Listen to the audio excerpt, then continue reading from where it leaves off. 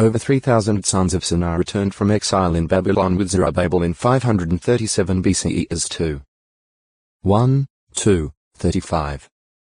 NE 7. 38 Sinai may be the same as Hassanah, a name having the Hebrew definite article Hares. NE 3. 3. Many of the names in the lists of Ezra 2 and Nehemiah 7 are apparently places rather than people, and Sinai is accordingly thought by some to be a place a little in of Jericho, where Eusebius and Jerome mention a Tau Magna Sena. 1 Masticon, 154, 16, 17. It is tentatively identified with but Albiadat Horvat El Bidat, about 11 kilometers 7 mi of Jericho. Snesna. A tooth-like crag facing Jebba and lying to the east of another crag called by the name Bozes, both crags being situated between the towns of Michmash and Jebba and figuring in the account of Jonathan's attack on the Philistines. 1 14. 4, 5, 13. No positive location can now be assigned to these crags, but they are generally considered to have formed part of the nearly vertical cliffs along the Wadi Sawat Nihal Mikmas, which runs between Michmash and Jebba. See Bozez. Seniasner. The Amorite name for Mount Hermon. De 3. 9 since 1 Chronicles 5. 23 mentions Sania and Mount Hermon. The name Sania may also have been used to denote a part of the Hermon, around the Lebanon, range. Sania was a source of juniper timbers as 27. 5 and a haunt of lions and leopards. K4. 8 1 Assyrian inscription describes Senia Sinaru as a mountain, facing the Lebanon. Ancient Near Eastern Texts, edited by J. Pritchard, 1974, p. 280. See Hermon. Sennacherib San Middle.Naco Middle.Ib from Akkadion, meaning Sin the moon god has restored the brothers to me. Son of Sargon II. King of Assyria. He inherited from his father an empire of great strength, but was obliged to spend most of his reign subduing revolts, particularly as regards the city of Babylon. Sennacherib appears to have been serving as a governor or general in the northern region of Assyria during his father's reign. After his succession to the throne, this region evidently caused him little trouble, his difficulties coming chiefly from the S and the W. The Chaldean Merodach Baladonissa 39. 1 abandoned his refuge in Elam, into which Sennacherib's father Sargon had driven him, and now proclaimed himself king of Babylon. Sennacherib marched against him and his Elamite allies, defeating them at Kish. Merodach Baladon, however, escaped, going into hiding for another 3 years. Sennacherib entered Babylon and set Belibni on the throne as viceroy. Other punitive expeditions were thereafter effected to keep in check the peoples in the hill countries surrounding Assyria. Then, in what Sennacherib refers to as his third campaign, he moved against Hatti, O textoi acute miritra longo, Sennacherib 894 texts, p. 287. Compare to Chi 18. 8. The inhabitants of Ekron are described as having petitioned Egypt and Ethiopia for help to stave off or thwart the Assyrian attack. The Bible record indicates that at about this point Sennacherib attacked Judah, laying siege to and capturing many of its fortified cities and towns. Hezekiah now sent word to the Assyrian at Lachish offering to pay the sum of tribute Sennacherib might impose. 2 Chi 18. 13. 14 Sennacherib's capture of Lachish is presented in a frieze showing him seated on a throne before the vanquished city, accepting the spoils of that city brought to him while some of the captives are being tortured. The Bible account does not indicate whether King Padi, if in reality a captive of Hezekiah, was now released, but it does show that Hezekiah paid the tribute demanded by Sennacherib of 300 silver talents c. $1,982,000 and 30 gold talents c. $11,560,000. 2 Chi 18. 14-16 Now, however, Sennacherib sent a committee of 3 officers to call upon the king and people of Jerusalem to make a capitulation to him and, eventually, submit to being sent off into exile. The Assyrian message was particularly disdainful of Hezekiah's reliance on Jehovah.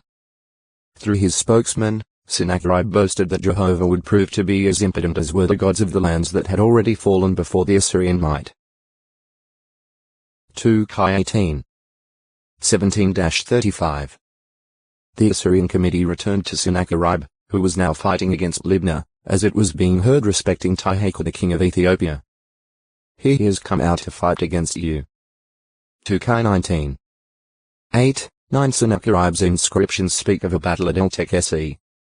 15 kilometers 9.5 million NW of Ekron, in which he claims to have defeated an Egyptian army and the forces of the king of Ethiopia. He then describes his conquest of Ekron and his restoration of the freed Padi to the throne there. Ancient Near Eastern Texts, pages 287, 288. Jehovah defeats Sennacherib's army. As for Jerusalem, though Sennacherib sent threatening letters warning Hezekiah that he had not desisted from his determination to take the Judean capital, Isa 37. 9-20, the record shows that the Assyrians did not so much as shoot an arrow there, nor cast up a siege rampart against it. Jehovah, whom Sennacherib had taunted, sent out an angel who, in one night, struck down 185,000 in the camp of the Assyrians, sending Sennacherib back with shame of face to his own land. Isa 37. 33-37. 2ch 32. 21. Sennacherib's inscriptions make no mention of the disaster suffered by his forces. But, as Professor Jack Finnegan comments, in view of the general note of boasting which pervades the inscriptions of the Assyrian kings, it is hardly to be expected that Sennacherib would record such a defeat. Light from the Ancient Past, 1959, p. 213. Yet, it is of interest to note Sennacherib's version, as found on what is known as the Sennacherib Prism, one preserved in the British Museum Taylor Prism and one in the Oriental Institute at the University of Chicago.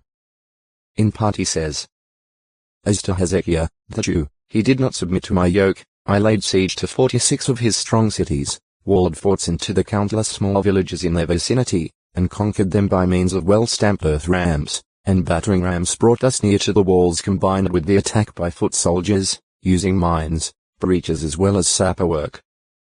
I drove out of them 200,150 people, young and old, male and female, horses, mules, donkeys, camels, big and small cattle beyond counting, and considered them booty. Himself Hezekiah I made a prisoner in Jerusalem, his royal residence, like a bird in a cage. His towns which I had plundered, I took away from his country and gave them over to Matinti, king of Ashdod, Padi, king of Ekron, and Silabal, king of Gaza." Hezekiah himself did send me, O text to acute Miritra Longo, Sepharad 895 capture of Ekron is still a mystery. In his annals, Sennacherib locates at this point his punishment of Hezekiah, his raiding of the country of Judah, and his disposition of the territory and cities of Judah. This order of events looks like a screen to cover up something which he does not wish to mention. The Bible record shows that Sennacherib hurried back to Nineveh after the divinely wrought disaster to his troops, and so Sennacherib's inverted account conveniently has Hezekiah's tribute being paid to him through a special messenger at Nineveh.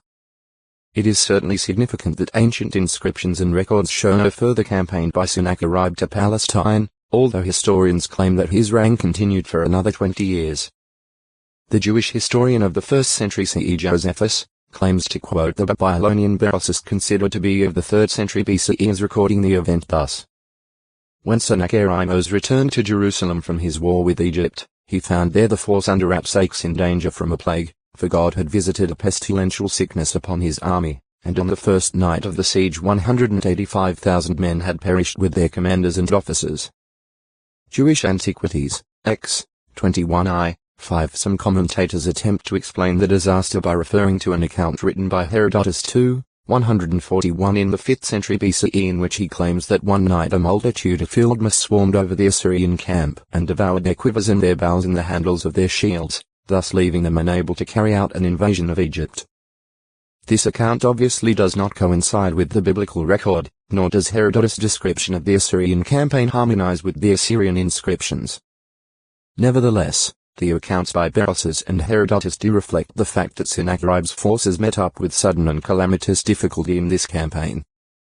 Sennacherib's troubles had not ended, however, and following his return to Assyria he had to quell another revolt in Babylon, provoked by Merodach Baladan. This time Sennacherib placed his own son, Ashur-nadin-shumi, as king in Babylon. 6 years later Sennacherib embarked on a campaign against the Elamites, but they soon retaliated by invading Mesopotamia. They captured Ashur-nadin-shumi and placed their own king on the throne of Babylon. Several years of struggle for control of the region followed, until finally the enraged Sennacherib took vengeance on Babylon by leveling it to the ground, an unparalleled act in view of Babylon's position as the holy city of all Mesopotamia. The remaining years of Sennacherib's reign were apparently without major incident. Sennacherib's death is considered to have come some 20 years after his campaign against Jerusalem.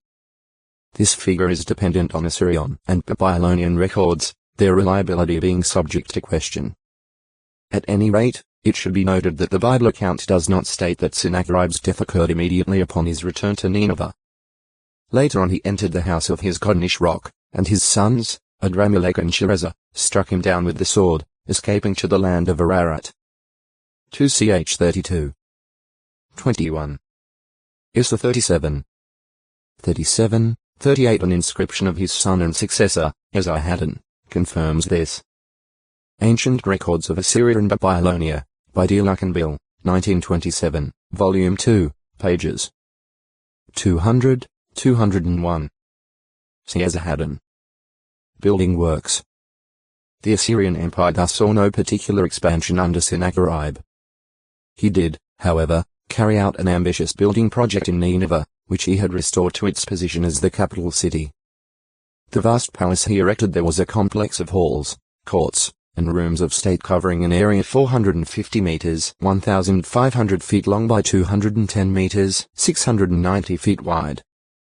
He brought in water from 48 kilometers 30 mi away, constructing a causeway over the Gomer River, known as the Jawan Aqueduct. O textoid acute miritra longo, Sepharvae